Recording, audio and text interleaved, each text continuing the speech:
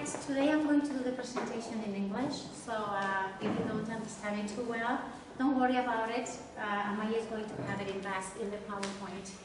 As she said, we come from Lekeitio High School. Amaya is the Basque Language Normakuntza coordinator, and I'm the principal of Izaskun. We are going to talk to you about how we decided to do some oral presentations in our school. Mostly we started with languages, and then this has spread out all over curricular areas.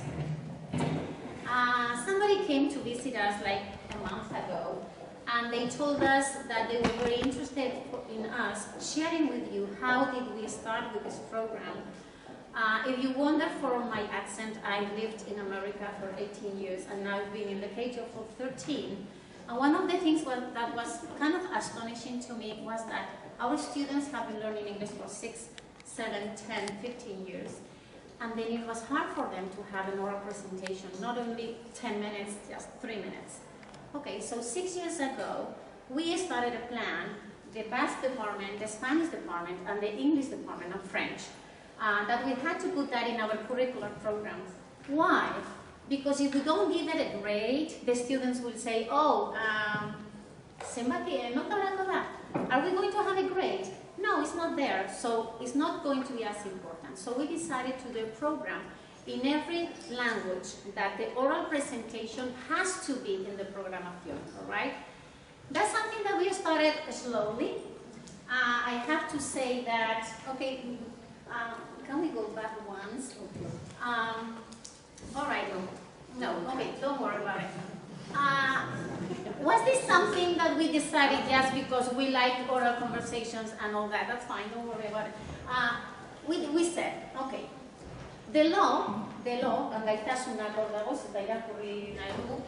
says we have to be able to leave high school with that command, to be able to present something outside.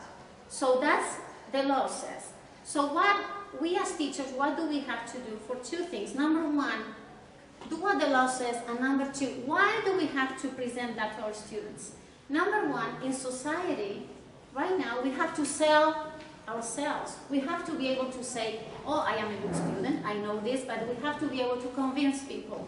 So that's number one goal, right?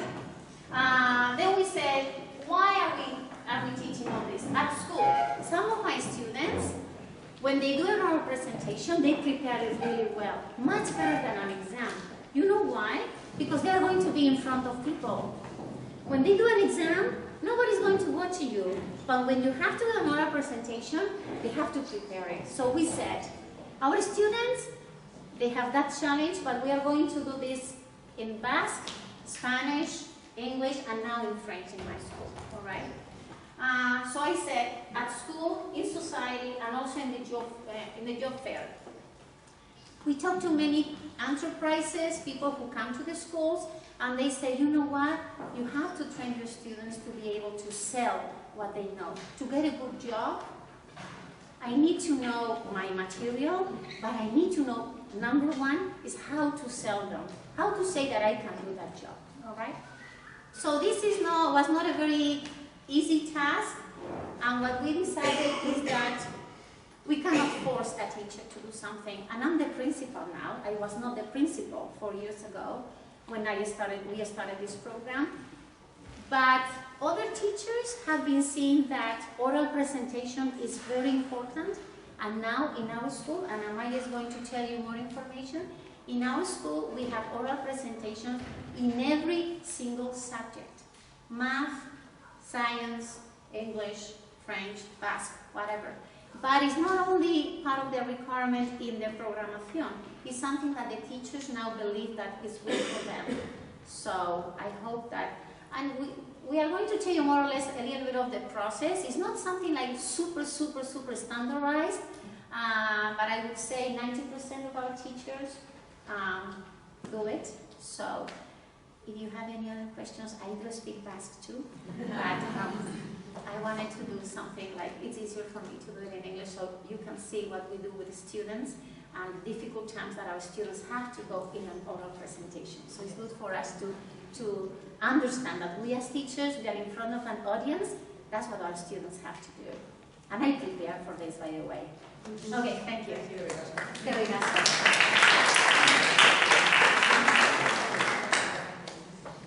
Bueno, arratsaldeon, entzuten da? Bueno, lehenengo eta behin inglesez hastearena batzuk esango duzu, bueno, izan da pixkat Baskalostian, igual hori, eta pixkat esateko, eta egin du azalduko dudanaren laburpena, eta pixkat apurtzeko Baskalostearen logura. Nik azalduko dizuedana da, gure ikastetxean, Lekeitio BH-in nola egin dugun ahozkoa kurrikulumean eta programazioan uztartzearen prozesua. Honek ez du esan nahi, ikasle guztietan, ez da irakasle guztiek ere betetzen dutela ahozkoa neurtzearen edo ebaluatzearen helburu hau. Eta horregatik, hemen aurkezteko eskatu zigutenean, pixkat sentitu ginen, esaten genuen, baina guk ez dugu egiten hau hola maila oso profesionalean, hau doa, bada ibilbide bat, eta gitxika gauzatzen doan gauza, eta orain azalduko dizuet nola gauden egiten. Guazen bigarrenera. Bueno, ikaskunek esan duen bezala, hasteko gure prozesua izan oinarrizko diseinu kurrikularrean. Hau da, irakurri genuen ahozkoa landu egin behar zela, eta, karo, danok dakigu ahozkoa lantzen dugula gelan, eta eskatzen digula ikaslei, adierazteko, eta beste, baina gertatzen zen ebaluazio orduan ez egoela zehaztuta. Eta, bueno, danok dakigun modura ez da ebaluatzen, ez da existitzen. Orduan, hasi ginen, bagoazen ebaluatzen, barbendan nondik. Egia da, ja 2007-2008an hizkuntzetako irakasleok batu ginela ikusteko nola egin genezakeen hau, eta ja hasi ginela behintzat hizkuntzetan bateratzen irizpideak eta kalifikazio irizpideak, eta zer, guretzat gauza barria esan, ez dakite zuentzat, baina nire adinekoek honen inguruan ez genekien, ezer, orduan. Abiatu ginean honekin izan zen apur bat kamikaze modura, ez da? Esaten duzu, egin behar da, hasingo gara. Aste horretan, batetik, gure kultura faltagatik, ahozkoaren kultura faltagatik, beldurra ematen du. Ze ez dakigu benetan ebaluatu daiteken denbora emango duen, ez duen, hainbeste gauza ebaluatu behar ditugu. Baina, hizkuntzetatik abiatuta eta 2010-2014 komunikabide hor helburu batzuk jarri genituen eta helburu hauek ziren hizkuntza gauzatzea ikasleekin, trebetasunak ematea eta ebaluatzea.